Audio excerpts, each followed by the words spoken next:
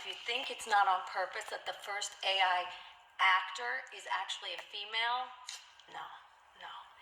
You know why? Because that's the perfect kind of actress. AI taking our jobs. I just want to talk about this for a moment. I'm very curious what you think. You can do anything with her. You can do anything you want. She's not going to say nothing.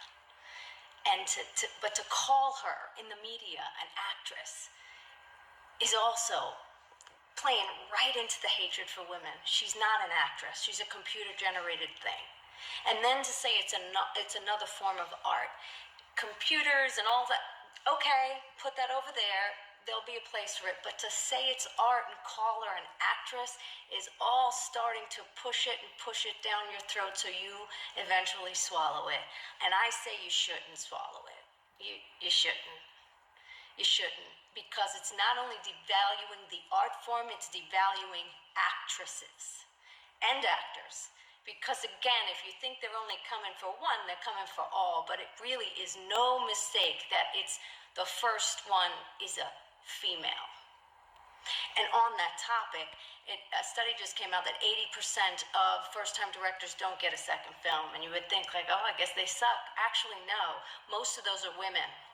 Want to know why? Because a woman in charge isn't trusted as much as a man. A man who did a first film was not even that good, but he'll get deals, and he'll have actors, men and women, sign on to the second film.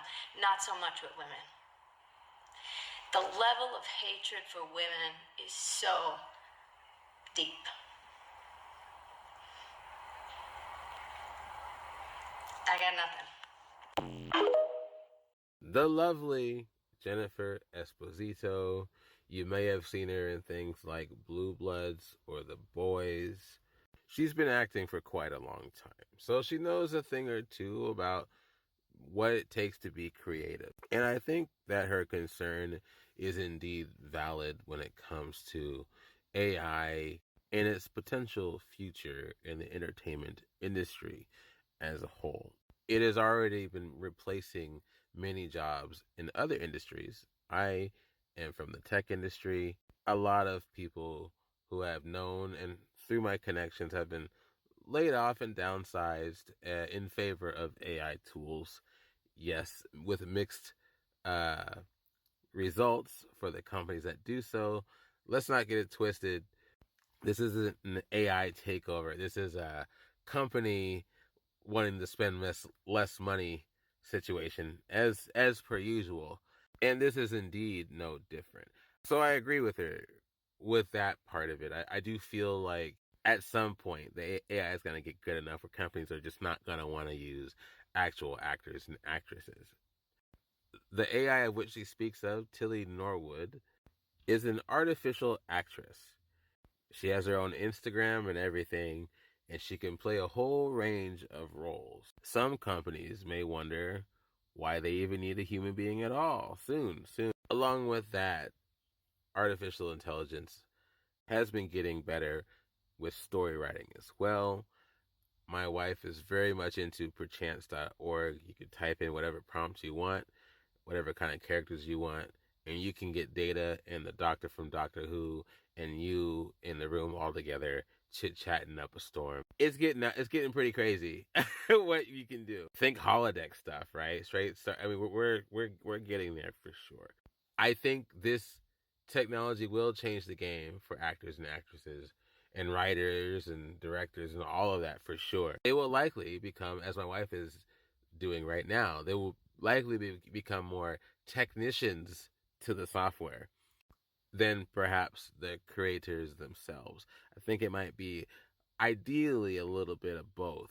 But I also feel like I don't think this form of acting will completely replace human beings. I don't think it is possible to do that because of the human connection. If you think about it, when you see a movie or a TV show and they go out in those press releases and they advertise the production, who do they use to advertise this production? The actors, the people. They're out there shaking hands, talking to people. If you take that away, there's less of a connection.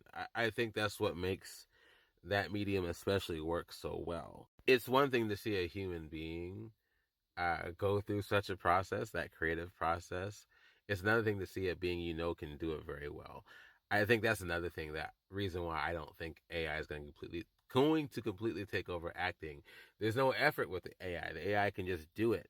Human beings, they have to go through a whole process and learn. Remember correctly, one of my favorite actors, Walton Goggins, says that he was taught to read the script 250 times to get it in his head and just start giving himself away to the lore and the character. You don't get that with artificial intelligence. So I feel like she's not quite right there. I could be wrong. But one thing that's very fascinating to me is her noting that it was a female AI actress. Is there a hatred toward women there? Now, uh, the company that made this, Tilly Norwood, uh, was founded by a woman as well, Aline Vandervelden. Her company, uh, Particle 6 and Sequoia, she's behind this being. So I don't know if it's necessarily that kind of hatred. It could be. I think there is a potential for darkness there, but I don't think it's that out the gate. I really feel like it's a mixture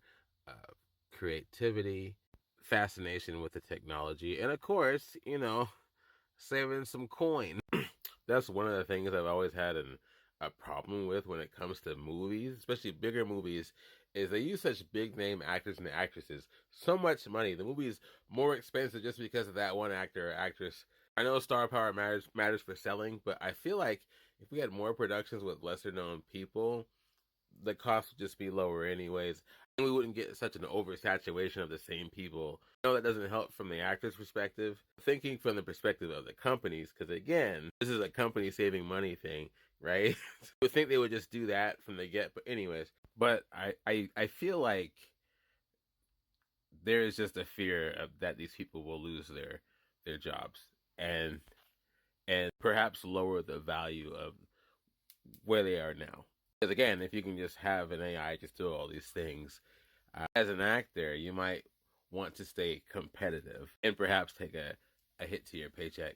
But I do get it for sure. I don't know if you guys have been following tech industry news, but it's hard out there. Way too much competition for sure. And now on top of that, you have to worry about a being that's far cheaper in the long run than its human counterparts. Potentially, I think a lot of software out there isn't as robust as they would have us believe.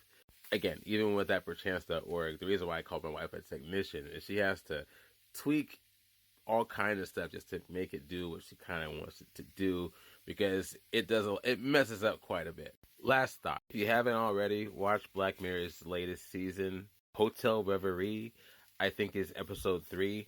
I think it touches on the subject pretty good, very interesting, and further has me thinking about the holodeck. I swear that's where we're going. All right, let me know what you think, and yeah, we will talk later.